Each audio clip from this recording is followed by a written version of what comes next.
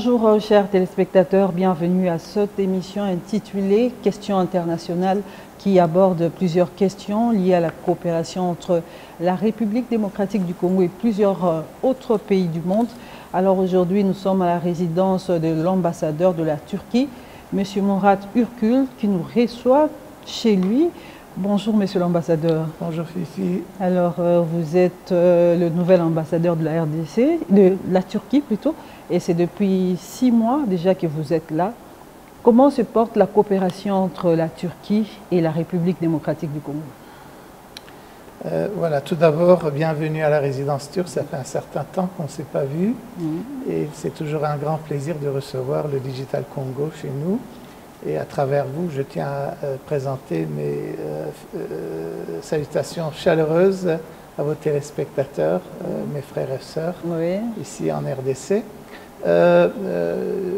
La coopération entre nos deux pays va dans la bonne direction. Vous vous rappelez que dès que je suis arrivé en RDC, j'avais organisé une réunion de presse que vous étiez aussi présente. Et dès lors, j'ai travaillé jour et nuit pour avancer les dossiers. Tout d'abord, il faut constater que la visite du président Erdogan l'année dernière était un événement historique, bien évidemment, et ça a donné une compulsion considérable à la coopération entre nos deux pays. Plusieurs accords ont été signés pendant cette visite, mais le plus important, c'est qu'on a compris encore une fois qu'il y a une forte volonté politique au niveau des deux chefs d'État pour approfondir notre partenariat. C'était une instruction pour les deux côtés. Bien évidemment, en tant qu'ambassadeur, j'ai reçu cette instruction et j'ai commencé à travailler. Aujourd'hui, je peux déclarer en assurance que les efforts que nous déployons chaque jour ont commencé à donner leurs fruits déjà. Pour nous, la coopération entre la RDC et notre pays, ce n'est pas un dossier pour quelques années, ça, nous l'approchons à long terme, bien évidemment. Et dans le passé, ce n'est pas un secret qu'on n'a pas eu une grande interaction pour des raisons qu'on connaît dans les deux côtés. La Turquie était fort occupée avec la guerre froide. La RDC, on connaît depuis 1960 les chapitres un peu douloureux de votre beau pays. Et c'est récemment qu'on a vraiment su que les circonstances étaient propices pour aller au-delà de tout ce qu'on a fait jusqu'ici. Et bien évidemment, dans cette coopération, il y a certains volets qui sont prioritaires, je dois dire. Pour nous, tout d'abord, c'est le volet économique et commercial qui est important. Pourquoi? Est-ce que la Turquie est ici pour monopoliser, pour avoir des privilèges? Non, pas du tout. Mais de notre point de vue, vous connaissez un peu la quête de la Turquie pendant les dernières 3 décennies en particulier. On a connu une réussite économique qui est maintenant c'est devenu un point de référence pour plusieurs pays en émergence, je dois dire. Et au cours de cette période, on a eu des expériences, des connaissances vis-à-vis comment avancer le pays pour un avenir plus prospère, pour un développement répandu, social et économique. Je ne peux pas réclamer que la Turquie a complété sa quête. Pas du tout. Nous avons toujours pas mal de problèmes. Comme vous le savez, récemment, nous avons eu un très grand choc, la plus grande catastrophe naturelle de notre histoire. Je pense qu'on en parlera. Oui, voilà. Nous allons aborder la question. Oui, mais notre approche envers les pays frères et amis, en particulier en Afrique, comme la RDC, c'est de partager nos connaissances pour qu'on puisse peut-être bénéficier de nos expériences. On n'a pas une approche prétentieuse de dire que la Turquie est un modèle. Pas du tout, c'est irritant, je pense, que le mot modèle, mais la Turquie est peut-être une source d'inspiration pour la RDC, comme plusieurs autres pays en Afrique. Et pour nous, l'interaction économique commerciale, c'est un canal à travers lequel on pourrait vraiment passer nos savoir-faire aux côtés congolais, parce qu'en Turquie, entre autres, oui, c'était le gouvernement et une administration très ferme qui a achevé cette transformation, mais les vrais héros, c'était les éléments du secteur privé turc. Ça veut dire que si on a connu une propulsion économique, entre autres, c'était nos hommes d'affaires, nos cercles d'affaires, nos PME en particulier, qui ont été au centre vraiment de cette réussite. Et nous pensons que la RDC possède tous les ingrédients nécessaires pour vraiment achever les mêmes réussites. Et nous n'avons pas de doute à cet égard que dans 15 ans, 20 ans, un deuxième peut-être Nigeria va émerger au centre de l'Afrique, parce que la RDC possède tous les ingrédients, tous les atouts nécessaires pour cela. C'est un pays béni dans tous les sens. Bien évidemment, nous voulons accompagner la RDC dans cette quête. Et une façon de le faire, oui, on peut dire que les assistances économiques sont importantes, oui, mais ce qui est le plus important, c'est que notre président, il l'a souligné plusieurs fois, au lieu de donner des poissons, il faut apprendre comment pêcher. C'est l'essentiel de notre philosophie de coopération. Et pour cela, nous pensons que dynamiser les acteurs économiques en RDC, c'est plus important, c'est plus durable, et ça sera un garant de la réussite économique de la RDC. C'est pour cela que nous donnons une priorité particulière au volet économique et commercial. Qu'est-ce que nous avons fait? Bien évidemment, on a des mécanismes de gouvernement à gouvernement que dans le passé, ils ont été utiles pour encadrer un peu du point de vue légal notre coopération. On a signé des accords, mais à ce stade, nous estimons que c'est très important de mettre en marche les dynamiques des deux secteurs privés eux-mêmes. Parce que finalement, ça va être leur interaction qui va créer cette valeur ajoutée, ou bien non seulement en termes de gains économiques pour les deux côtés, mais aussi au niveau du partage des savoir-faire et de passer les expériences turques ici en RDC. Il n'y a pas d'autre moyen. Il n'y a pas une école comme ça où vous admettez des étudiants et vous les formez sur un miracle économique. Non, ça va survenir sur le terrain, dans le marché, par les acteurs économiques. C'est pour cela que, dès que je suis ici, j'ai donné une priorité particulière à ce volet entre les deux secteurs privés. Nous avons un conseil d'affaires turco-congolais qui a été établi il y a un certain temps, mais qui n'a pas été très actif, je dois avouer. Et pour moi, c'était une manque. Alors, j'ai pris attache avec la Fédération des entreprises du Congo. Et la FEC. Et la FEC, qui est un des plus importantes instances, n'est-ce pas, qui représente le secteur privé congolais. Et nous avons eu vraiment une coopération étroite avec eux.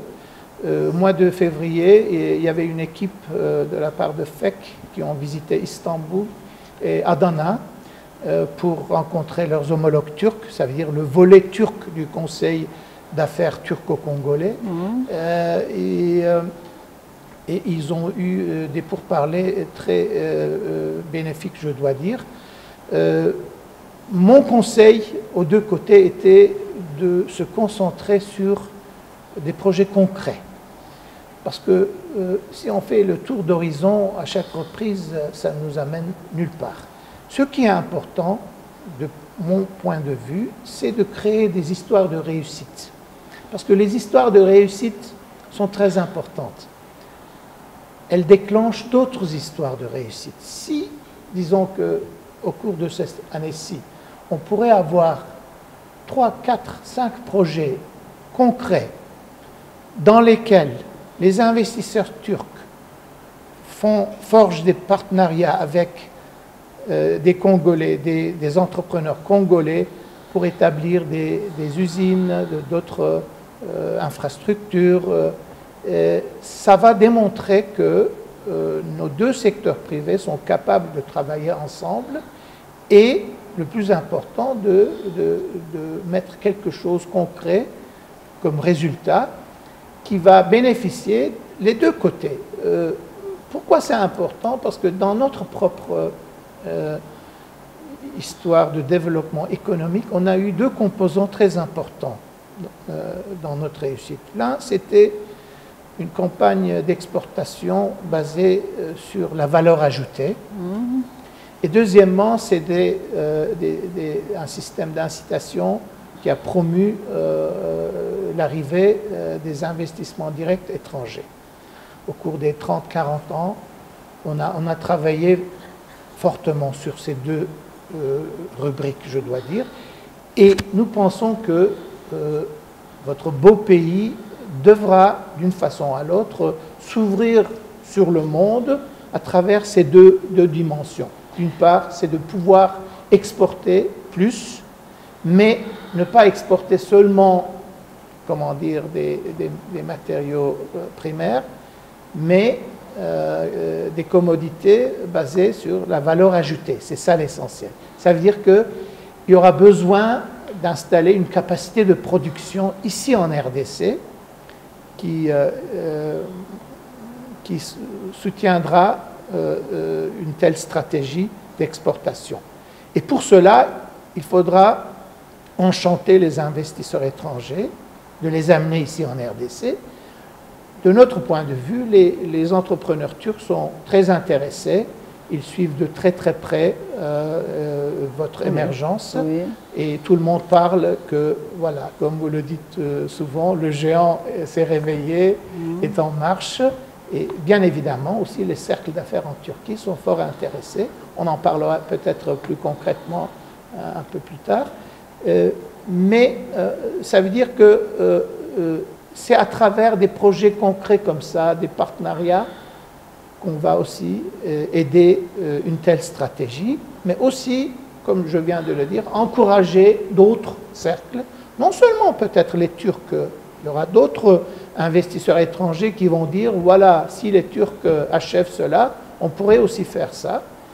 Alors, le résultat de ces contacts qui ont eu lieu à Istanbul et à Adana récemment, c'était une décision d'organiser une réunion ici à Kinshasa au mois de juin du Conseil d'affaires turco-congolais avec une large participation des deux côtés. Ça, c'est important.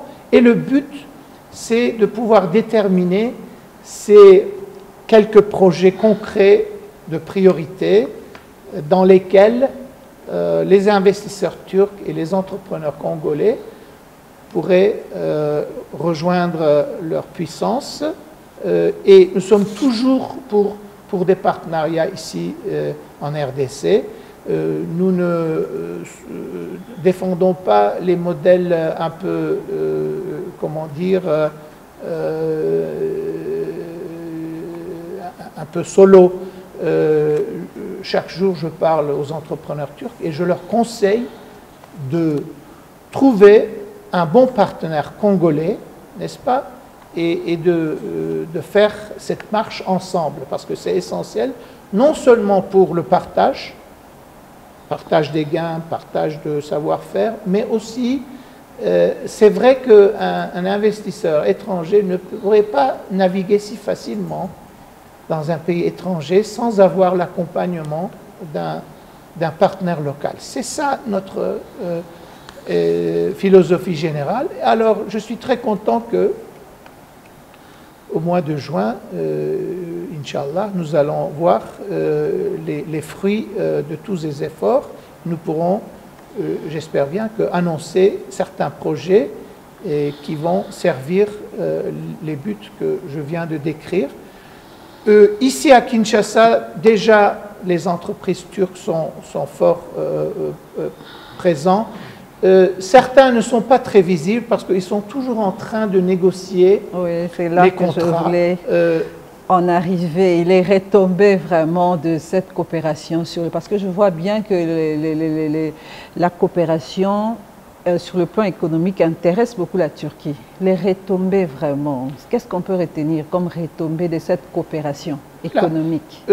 Écoutez, cher Fifi, si vous allez en centre-ville, vous allez voir le grand chantier, par exemple, du centre financier de Kinshasa.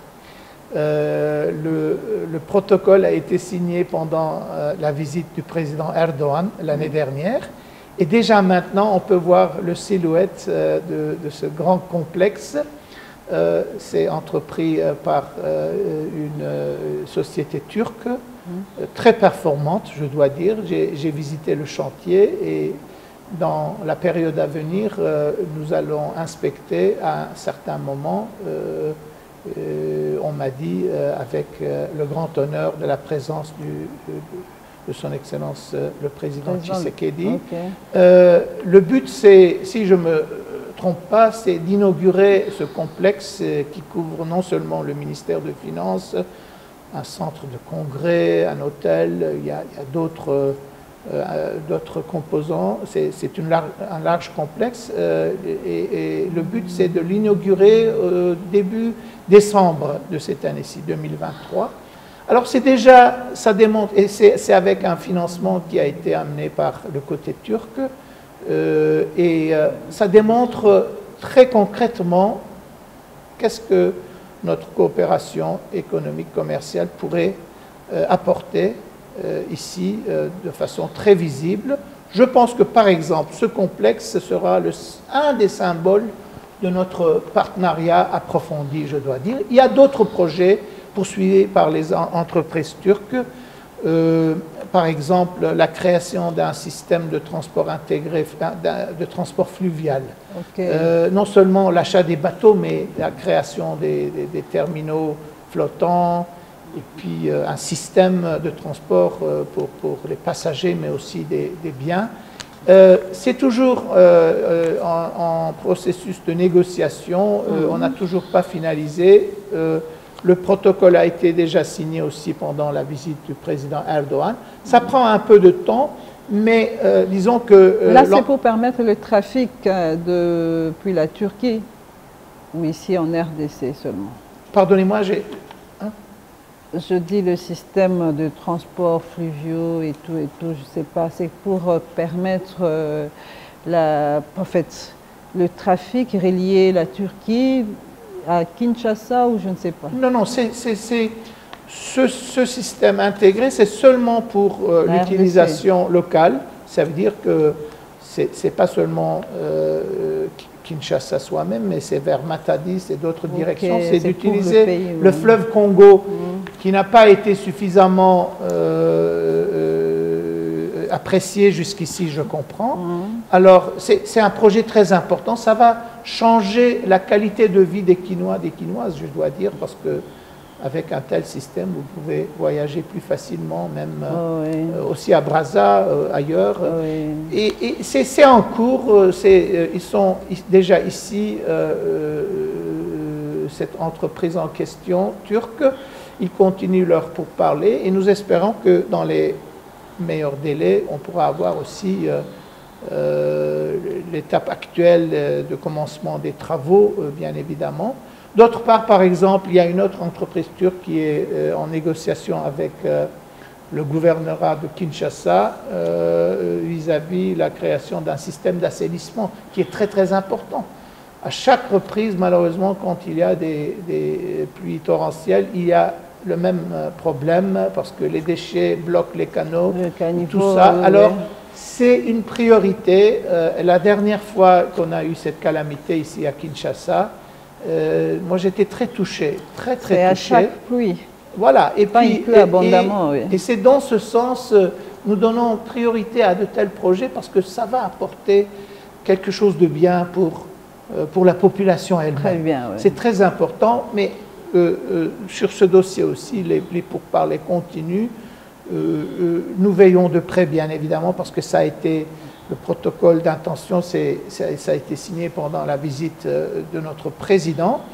Et il y a beaucoup d'autres projets qui sont en cours. Et vous allez voir qu'en 2023, il y aura beaucoup de bonnes nouvelles.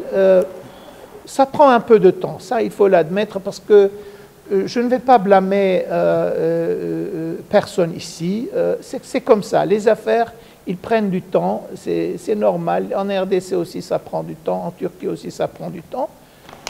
On en parlera peut-être plus tard, comment changer un peu cela, mais nous ne sommes pas ici pour bouder, pour critiquer, nous sommes ici pour œuvrer étroitement avec nos confrères congolais. Et puis, je pense que nous parlons la même langue. Ça, c'est important. C'est parce que nous comprenons les attentes, les besoins du côté congolais. Nous ne réclamons pas que nous avons un bâton magique, ni du point de vue financier, ni du point de vue technologique, mais nous sommes prêts, ce qui est important, nous sommes prêts à partager. Nous sommes prêts parce que nous, comme on a achevé chez nous, nous voulons voir que les pays frères et amis comme la RDC continuent leur quête pour un avenir meilleur que le peuple congolais mérite pleinement, je dois dire. Est-ce que les secteurs économiques est le seul secteur qui intéresse la Turquie? Non, bien évidemment. Il y a plusieurs volets de notre coopération. Un deuxième volet très prioritaire pour nous, c'est le volet sécuritaire. Pourquoi? Je vais vous expliquer. Parce que, je dois dire, malheureusement, nous partageons un destin similaire. La Turquie a mené un combat long et ardu contre le terrorisme séparatiste, comme vous le savez, et on a passé pas mal de temps pour chasser les terroristes de nos territoires. Maintenant, ils sont dans certains pays voisinants, mais on a connu une victoire chez nous parce qu'on a assuré le contrôle de notre territoire. Et c'est pour cela, je dis malheureusement, parce que ce ne sont pas des thèmes qu'on désirerait voir nulle part. Mais malheureusement, la RDC aussi fait face à des menaces asymétriques. Et chaque jour, nous suivons les développements ici en RDC comme s'ils surviennent chez nous. Parce que ça nous rappelle aussi les chapitres douloureux qu'on a connus en Turquie. Je le souligne toujours, nous n'approchons pas vos problèmes sécuritaires avec sympathie, mais avec empathie. Parce que nous comprenons très bien comment on se sent quand il y a des développements dans lesquels vous entendez qu'une ville est tombée dans les mains d'un groupe terroriste. Alors, ça doit toucher très fort au cœur des Congolais. Ça, nous le comprenons.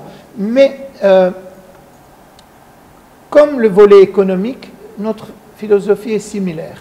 Puisqu'on a connu une réussite dans ce domaine, nous sommes tout à fait prêts à partager nos connaissances avec le côté congolais. Parce que ce ne sont pas des choses que vous pouvez apprendre à travers les bouquins ou bien seulement. Parce que pour une armée régulière, ce n'est pas facile de faire face à une force qui utilise des tactiques asymétriques. Ça prend du temps, beaucoup d'investissement, beaucoup d'énergie, beaucoup de concentration pour une armée de s'adapter à un tel système de combat. Et nous, de notre part, nous sommes tout à fait prêts à partager. C'est pour cela que pendant la visite du président Erdogan l'année dernière, on a conclu 3 accords clés encadrant notre coopération militaire. Et très récemment, ces accords ont été soumis au Parlement par le gouvernement. Ça veut dire que le décret qui a approuvé la ratification de ces accords a été adopté par le Conseil des ministres et nous comprenons que maintenant c'est l'Assemblée nationale qui va certifier l'adoption. C'est important parce que c'est un domaine très, comment dirais-je, très strict qui doit être encadré par des contrats, par ces accords. Ni chez vous, ni chez nous, les militaires ne peuvent pas opérer sans avoir ce cadre contractuel.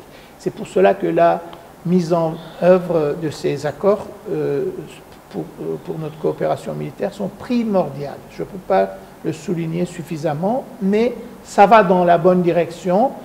Et depuis mon arrivée, j'ai aussi travaillé fortement pour un peu augmenter le rythme de notre dialogue. Et je suis très heureux que l'éminent ministre de la Défense et des anciens combattants congolais a effectué 2 visites au cours des derniers mois en Turquie. Une, c'était pour une visite officielle, et une deuxième pour une visite de travail. Pendant ces visites, avec son homologue turc, il a eu un dialogue impeccable. Ils ont abordé tous les aspects de notre coopération militaire, non seulement actuelle, mais future, ce qui est important. Alors, ce qu'on va faire, ce qu'on va essayer de notre mieux pour augmenter les capacités des FARDC, ça va de soi, parce que la RDC sera victorieux devant cette menace. Il n'y a pas de doute à cet égard, mais ça ne va pas survenir en une nuit. Ça, nous l'avons vécu. Pour cela, il faut tout d'abord augmenter les capacités des forces armées, du point de vue formation du point de vue équipement. Et déjà, peut-être vous êtes au courant, c'était symbolique peut-être, mais les forces armées turques ont envoyé des matériaux de soutien au FARDC. Voilà, et puis ce n'est qu'un commencement, mais nous devons avoir les accords concernés en vigueur. Ça, c'est important parce que du point de vue légal, nous ne pouvons pas procéder à des dons militaires ou bien à des... Comment dire? Qu'est-ce qu'on va faire? On va aussi... je sais bien que c'est une question que tout le monde demande, si on verra des militaires turcs ici en RDC. Pour la formation, oui. Pour la formation, nous avons des plans d'envoyer des formateurs sur place, parce que les 2 gouvernements en ont parlé, bien évidemment, parce que le niveau de préparation de l'armée turque, c'est considérable. Nous sommes une des armées protagonistes de l'OTAN, ça il faut le dire, et c'est une armée, je le dis malheureusement, qui est en combat depuis longtemps. Oui. Vous voyez, c'est pas... Nos connaissances ne sont pas théoriques, ils sont pratiques. Aussi. Et ça, c'est très important pour une armée, de savoir quoi faire sur le terrain. Et je dois dire que pour la résolution du problème sécuritaire de la RDC, le seul moyen, c'est d'augmenter les capacités des forces armées et d'assurer le contrôle territorial. Oui. Et nous... je l'ai dit plusieurs fois, je peux le répéter pour une énième fois, nous sommes 100% solidaires avec la RDC. La RDC a tout le droit de prendre toutes les précautions nécessaires pour assurer l'ordre et la sécurité de son territoire, au sein de ses frontières, bien évidemment. Il n'y a pas de doute à cet égard. Et nous désirons accompagner la RDC parce que tout le monde le sait, il faut le répéter, la clé pour une propulsion économique, ça passe, c'est par la sécurité. Par la sécurité. S'il n'y a pas de sécurité dans les 4 coins de ce beau pays, on peut toujours parler des réussites économiques, mais ça ne sera pas quelque chose de très répandu en masse, je dois dire. Alors c'est pour cela que nous donnons la priorité aussi au volet sécuritaire. Et d'autre part, c'est pour la première fois que je partage avec la presse. Par exemple, à ce moment-ci, une équipe turque est à Lubumbashi. Pourquoi? Pour établir une usine de munitions. Okay. Parce qu'il y a eu un accord il y a un certain temps entre l'Afridex et son homologue turc MKE, c'est notre agence gouvernementale responsable de la production des munitions. Ici, en RDC. Ici, le côté congolais a demandé de la création d'une usine de munitions ici en RDC. On a accepté, on a signé l'accord et maintenant, ce jour même, il y a une équipe turque sur place à Lubumbashi qui sont ici pour la première fois pour faire les inspections et pour voir comment on va procéder. Et par exemple, ce projet, non seulement ça va vous donner une autonomie économique, parce qu'on sait très bien que chaque année, les forces armées doivent renouveler leur stock de munitions, même s'ils utilisent ou pas, parfois même s'ils n'utilisent pas. Alors, et ça peut être coûteux si vous importez, n'est-ce pas? Oui. Alors, si vous fabriquez vous-même sur votre sol, c'est déjà une autonomie économique. Mais deuxièmement, et peut-être c'est plus important, ça va donner aux forces armées congolaises une autonomie stratégique, parce qu'ils vont utiliser leurs propres munitions nationales. Ce sont des pas qui vont renforcer, bien évidemment, l'état de la FARDC sur le terrain, mais ça va prendre du temps. Pourquoi? Parce que d'autre part, au niveau de formation, dès que ces accords clés sont en vigueur, nous allons admettre des étudiants militaires congolais dans les académies de guerre turques pour les former. Ou bien nous allons aussi offrir des bourses, des courses, pardonnez-moi, au niveau de combat contre terroristes. Et c'est à travers de tels efforts qu'on pourrait apporter un soutien et faire une contribution à l'augmentation des capacités des FARDC. Mais nous travaillons sans arrêt, c'est un volet très très important, je dois dire. Et vous allez voir, Inch'Allah, que dans la période à venir, il y aura aussi des résultats très très concret. Monsieur l'ambassadeur, la RDC regorge également des vastes étendues de terres arabes. Est-ce que les secteurs agricoles n'intéressent pas à la Turquie? Bien sûr, c'est entre autres l'agriculture, c'est un composant stratégique de l'économie turque. Nous avons encore une fois des connaissances, des capacités. On pourrait apporter un soutien aux agriculteurs congolais au niveau de formation, au niveau de machinerie. Et ce qui est important, c'est de pouvoir entreprendre des activités d'agriculture mécanisée en masse pour les buts que j'ai essayé de décrire au départ. Pourquoi? Pour pouvoir aller au-delà des besoins de la population elle-même, de les vendre à l'étranger et si vraiment ça va augmenter les recettes d'exportation de la RDC. Par exemple, je peux vous révéler qu'une société turque vient de conclure un accord avec un entrepreneur privé pour la création des fermes intelligentes ici en RDC.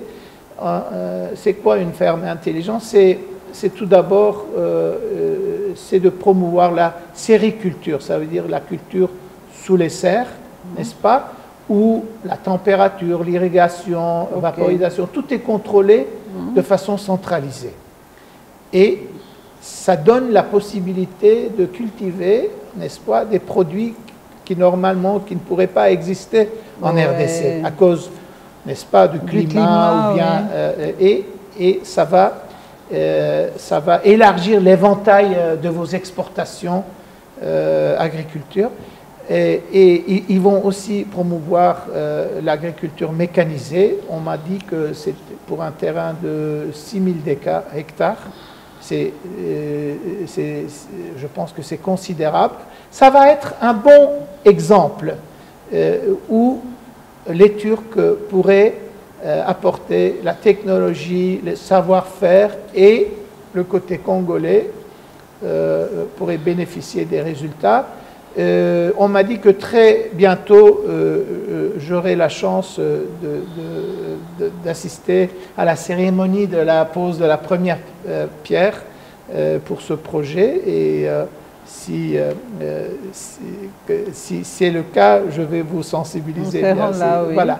D'autre part, notre agence de coopération TICA, jusqu'ici, a toujours offert un soutien à travers en particulier les ONG congolais pour promouvoir, pour soutenir les agriculteurs ici en RDC. Je sais qu'il y a eu plusieurs projets au niveau de dons de matériel ou des programmes de formation. Et à travers vous, je tiens à inviter mes frères et sœurs ici en RDC de nous envoyer leurs projets parce que notre agence de coopération TICA fonctionne seulement sur la base des projets concrets. Ok, les privés. Vous pouvez travailler avec les ONG privées. Mais bien sûr, on n'a pas de limitation, mais ce qui est important, ça doit être un projet fiable, transparent, vérifiable. Ça, c'est important parce que on ne fait pas des dons comme ça de façon aveugle, très franchement. Et si nous recevons un projet qui est acceptable de notre part, nous le transmettons à TICA, et puis TICA fait une évaluation, et quand l'ambassade soutient un projet comme ça, ils font le nécessaire. Et à long terme, comme vous savez, cher Fifi, nous avons toujours le plan d'inaugurer une représentation de TICA ici, mais ça va prendre un peu de temps pour le moment. Nous cherchons un immeuble convenable où on peut abriter le siège de TICA ici à Kinshasa, mais c'est toujours faisable à travers l'ambassade. TICA, comme ça a été le cas jusqu'ici, va continuer ses travaux ici en RDC, sans doute, et nous sommes toujours ouverts à des propositions qui peuvent émaner aussi de la part des ONG, à condition que ça soit formel, sérieux et bien encadré. Je crois qu'on n'a plus beaucoup de temps, on doit avancer vite. Lors de notre dernière rencontre, j'ai retenu que la Turquie est aussi déterminée à investir dans le capital humain. De quelle manière? Voilà, le capital humain peut-être c'est le plus important pour un pays en voie de développement. Ça, nous le vivons, vous le vivez aussi. C'est pour cela, bien évidemment, dans le domaine d'éducation, nous allons continuer à offrir des bourses de Turquie qu'on appelle, et jusqu'ici, à peu près 400 élèves congolais ont reçu ces bourses, et nous allons continuer chaque an de les offrir. Je pense que la Turquie est devenue une destination préférée pour les étudiants, pour leurs études universitaires, master, doctorat, non seulement pour la qualité de l'éducation, mais aussi l'environnement est très accueillant, je dois dire. Je vois que les élèves congolais se sentent à l'aise chez soi en étudiant en Turquie. Pour le moment, à peu près 300 élèves congolais étudient en Turquie. Ça va continuer. Et nous avons aussi une école Maarif qui est très performante ici à Kinshasa. Et à peu près 700 élèves étudient dans le cadre du système éducatif congolais bien évidemment, mais ça leur donne la chance de poursuivre leurs études supérieures en Turquie de façon plus facile, plus expédiée. Ils ont aussi des possibilités de raccourcir un peu le chemin vers la Turquie. Comme nous venons d'aborder, nous serons toujours prêts à apporter un soutien au niveau d'augmentation des capacités, de formation vocationnelle dans tous les domaines, parce que c'est important, en particulier, de donner aux jeunes une perspective, comment dire, assurée pour l'avenir, et ça passe par l'éducation, et nous en sommes conscients. Alors, la République démocratique du Congo, je dirais la population congolaise est informée de la situation en Turquie, avec le dernier séisme qui a fait plusieurs morts et aussi des dégâts matériels importants. Quelles sont les dispositions qui ont été prises par le gouvernement pour, je ne sais pas, soutenir les victimes et aussi reconstruire les coins détruits? Merci, cher Fifi, d'évoquer ce dossier, parce que c'est vraiment en ces jours-ci, nous vivons avec cela, nous nous réveillons avec cela, nous nous couchons avec cela. C'était la plus grande catastrophe de notre histoire, ça c'est sûr. Imaginez que non seulement les deux séismes du 6 février, mais par après on a eu des chocs indépendants, mais aussi à peu près 17 000 répliques. Vous pouvez imaginer la terreur qu'on a su dans les régions sinistrées. Malheureusement, à l'heure actuelle, on a perdu 48 000 personnes et en total, 11 villes ont été impactées par les chocs. Mais il y a eu une forte mobilisation de la part du gouvernement turc et aussi du peuple turc, je dois dire. Il faut aussi noter la solidarité internationale pour laquelle nous sommes très reconnaissants. Ça va de soi. À l'heure actuelle, le gouvernement turc a déjà annoncé ses plans de rétablissement et de reconstruction.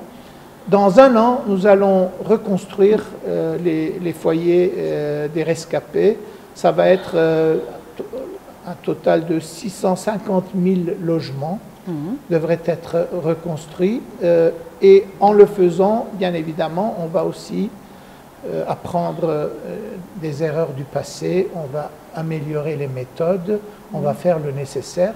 Le peuple turc est fort et résilient, cher Fifi. On a connu pas mal de difficultés, de défis dans notre histoire, mais à chaque reprise, on a su surmonter les épreuves, et ça nous a rendus plus forts, plus déterminés de continuer notre progrès socio-économique, je dois dire, et ça sera le cas. Je dois aussi saisir cette occasion pour assurer nos partenaires ici en RDC que la Turquie, malgré cette grande calamité, va, comme d'habitude, continuer à œuvrer étroitement avec ses partenaires dans le monde, mais aussi avec la RDC. Et dans ce cadre, je dois aussi exprimer notre profonde gratitude à la solidarité, à la compassion démontrée par l'État congolais. Son Excellence, Monsieur le Tshisekedi, nous a honorés en visitant notre ambassade pour signer le registre de condoléances. Ça nous a réconfortés énormément en face de cette grande calamité. Je vous remercie. Je crois que nous sommes à la fin. Un dernier mot aux Congolais qui vivent une guerre d'agression dans l'est du pays.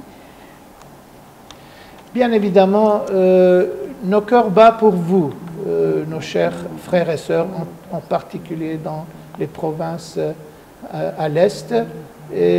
Mais cette période va passer d'une façon à l'autre, ça ne va pas continuer comme ça, ça ne peut pas continuer comme ça, parce que tout le monde est conscient que ce beau pays devrait bénéficier de ses richesses dans un cadre sécurisé, serein, digne, et nous, de notre part, nous allons continuer à rester aux côtés de nos frères et sœurs ici en RDC. Je vous remercie. Voilà, merci à vous aussi, Monsieur l'ambassadeur, de nous avoir reçus dans votre résidence. Je crois qu'on est à la fin de cette émission. Je pense que ce n'est pas la dernière fois que vous nous recevez ici, dans ce beau cadre. Merci à vous. Merci aussi à vous, chers téléspectateurs, de nous avoir suivis de partout. Au revoir.